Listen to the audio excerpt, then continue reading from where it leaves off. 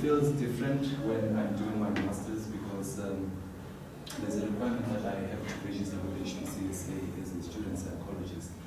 I went to the HPCA about 2 weeks ago to inquire what happens, how do they deal with people who've got criminal records prior to registering with the HPCSA.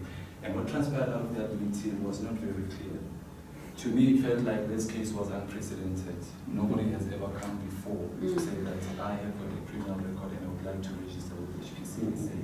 So this is the reason why I have collaborated with Jessuina James, my classmates, because she's also doing prison studies, so that we come up with a study that will actually focus on the HPCSA policy as well as to do an autoethnographic study about this. So I don't say to you, each and every case that they tell me is charged according to its merits.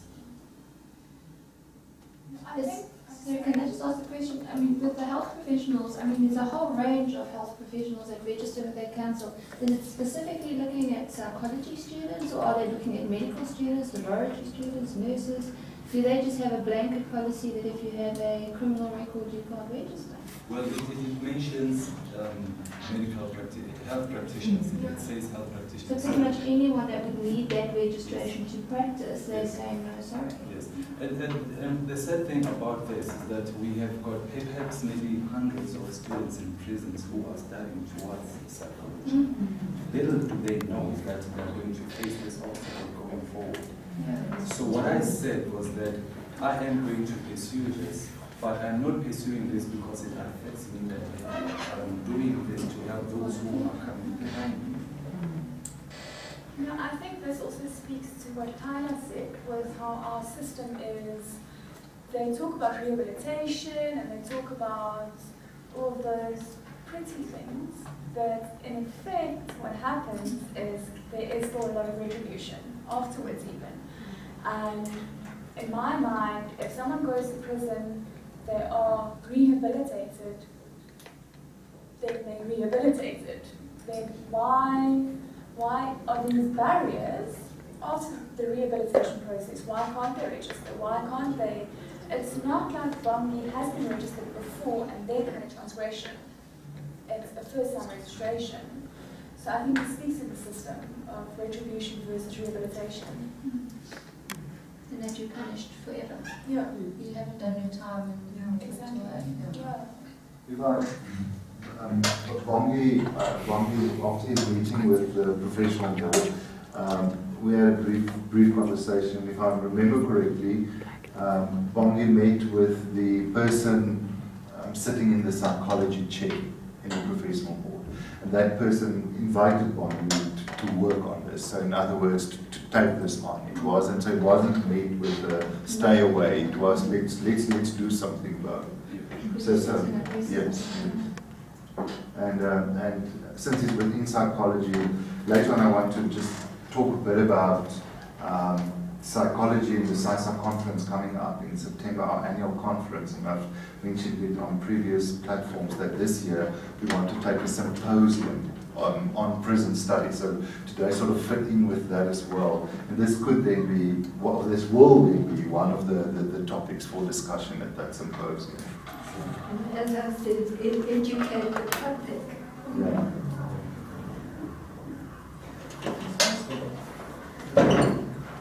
I have the privilege of going to the Johannesburg Female Correctional Center prison. And over the years, there was a lady who has been serving a very long sentence, and she was released about 3-4 years ago. And she was studying all and all she had been studying. When she finished, when she was paroled, she applied for a job at one of the hospitals in Gauteng. And she got the job, but before she was given the job, she told them that she had been in prison for whatever offense, and they said, okay, you got a job. And she got the job as the second in charge in the prison's HR department. And now she's the head of that department. And the University of Free State are utilizing her skills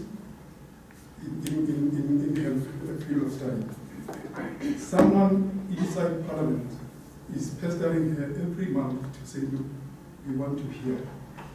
So it's not all doom and gloom. There's the other side as well.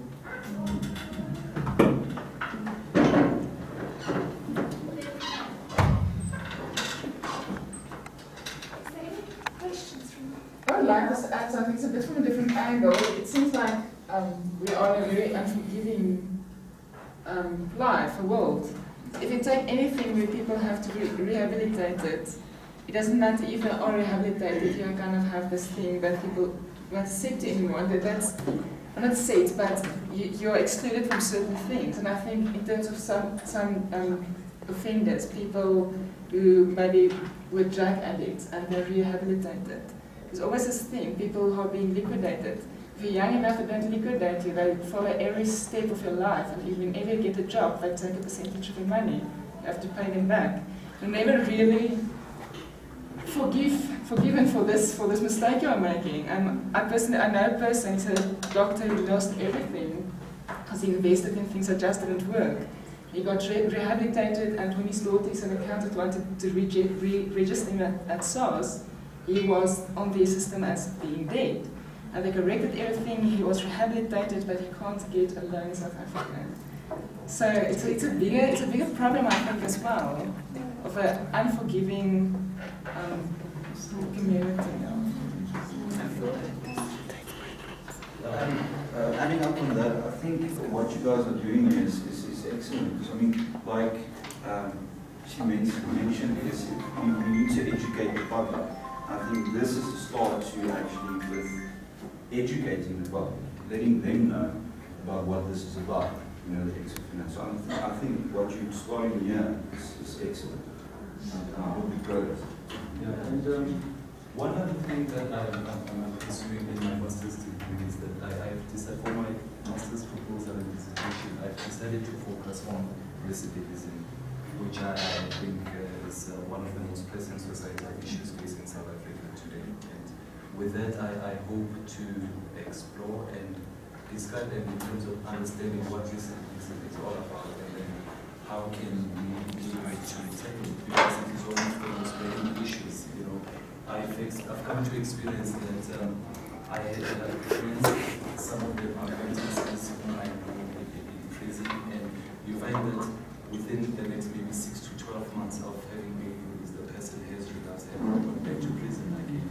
So I also think that it's another issue or another angle that we also have to look at, because to me, I know that it's not all about feelings, but to me it feels like if a person has got experience with the criminal justice system, it tends to be desensitized in that, you know, experiencing being arrested and go to prison, you know, a numerous number of times. Sometimes prison does not necessarily act as a deterrent anymore, if you get what I mean. So for instance, you cannot come to me and tell me that I shouldn't commit a crime because I'll be arrested or get arrested. I'm using prison as a deterrent, I'm using that for me to fear prison, but it's another thing. Because now, I know all the problems of prisons. You take me to Johannesburg Correctional Services, and I'll tell you exactly from this corner to the corner what happens, from that corner to the corner what happens. So I also think it's another issue that we also have to focus on. That is why Master Andy focuses on this division.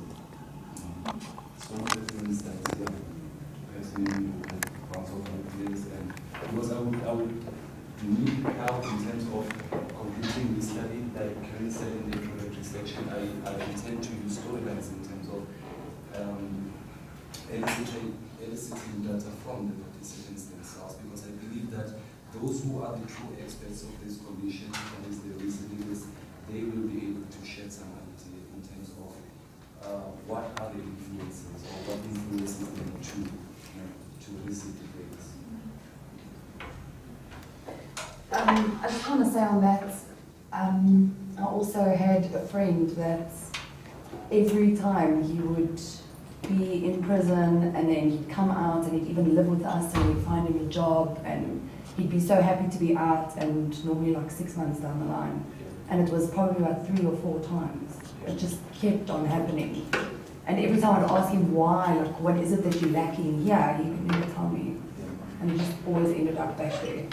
I think, Shane, I'm subject to correction here, but let's say maybe you may agree with me.